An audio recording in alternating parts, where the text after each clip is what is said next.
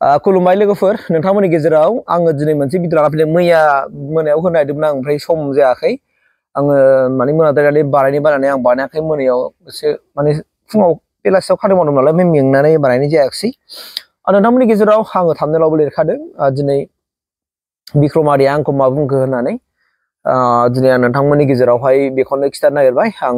बुंनायनि सिगां नोंथांमोननो आङो बिक्रम आदानि मोनसे भिडिअ लाबोनानै फैग्रोनोसै बिनि उनाव आङो नोंथांमोननो खिथागोन जे बिक्रम आदाया मा बुंदों आंखौ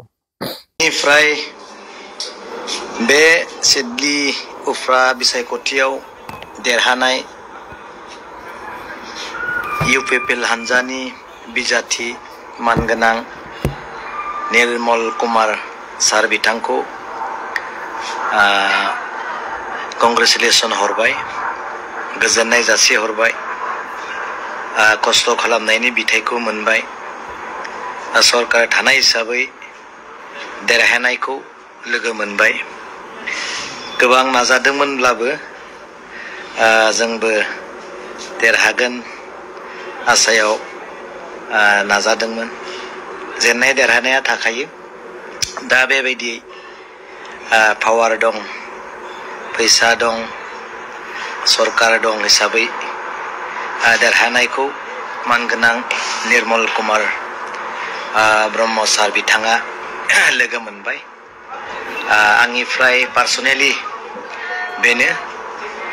खामानि मावलांदो जा सम दङ बिटिसिनि थाखाय गावनि बिदा फंबायनि थाखाय मोजाङै मावलांगोन जोंबो जुजिदोंमोन गोबां नाजादोंमोन सरकार गैयाब्लाबो थाखा फैसा गैयाब्लाबो देरहागोनदां खोमा साननानै बे जुजिनाया जोंहा उनफिननाय नङा आरो जुजिलांबाय थानांगोन आं बुंनो सानो बिनिख्रुइ आरो बांसिन जुजिनांगोन होननानैसो आं दिनै सानो बेनिखाय आंनिफ्राय खोब इउपिपिएल पार्टीनि बिजाथि निर्मल कुमार ब्रह्म सार बिथांखौ कंग्रेचुलेसन हरबाय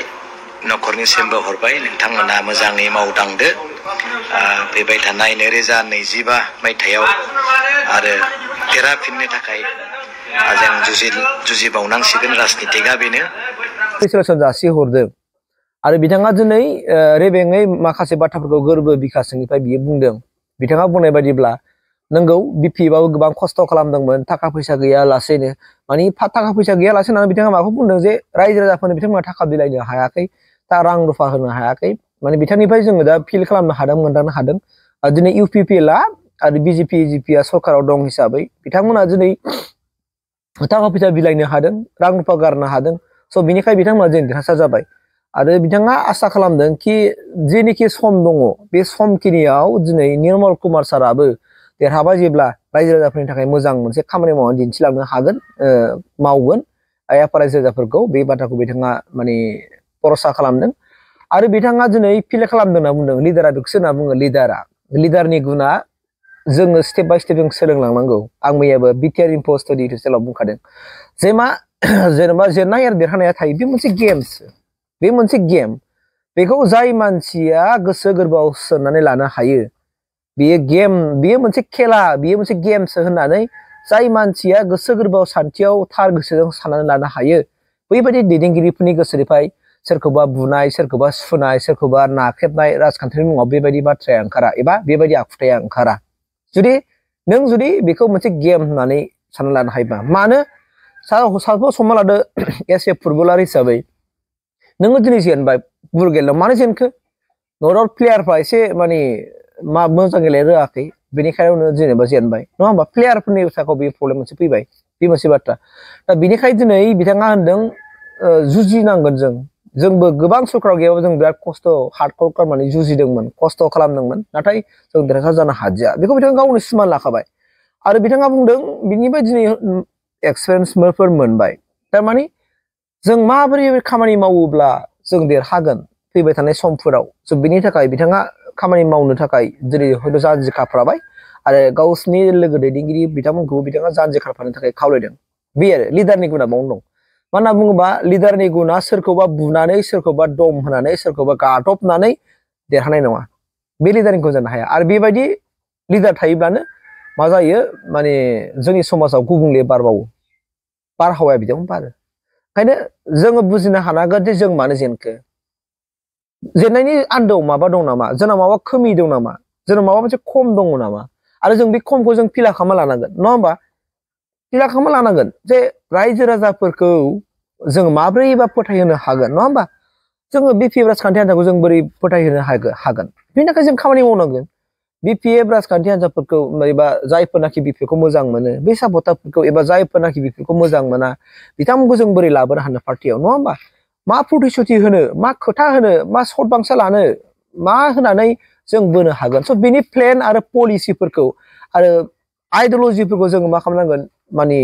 बिजिरसंनांगोन आरो बिजिरसंनानै जों बेखौ जोङो हमना लाबोनांगोन आरो बेखौनो जों रायजो राजाफोरनो होनांगोन जे रायजोफोर जों सरकाराव फैयोब्ला ओरैबायदि मावगोन दानि सरकारा मा मावदों मा मावाखै नोंथांमोना बेखौ जों नुखाजोब्बाय आरो जों बुंनांगौ बाथ्रा गैला खिन्थु जों मोनसे खोथाखौ जों रिपिट जों बुंफिननो नाङा खिन्थु बेबायदि आरो राजखान्थिया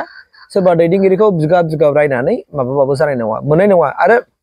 बिटिआर सुक्ति जानायनि बाथ्राखौ लानानै जुदि जोङो गामि हाबनानै जुदि केम्पेइन खालामोबा मोननाय नङा रायजो राजाफोरनि भट मानोना रायजो राजाफ्राबो मिथिगौ जे बिटिआर सुक्ति जानायनि उनाव सान्थि फैदों होननानै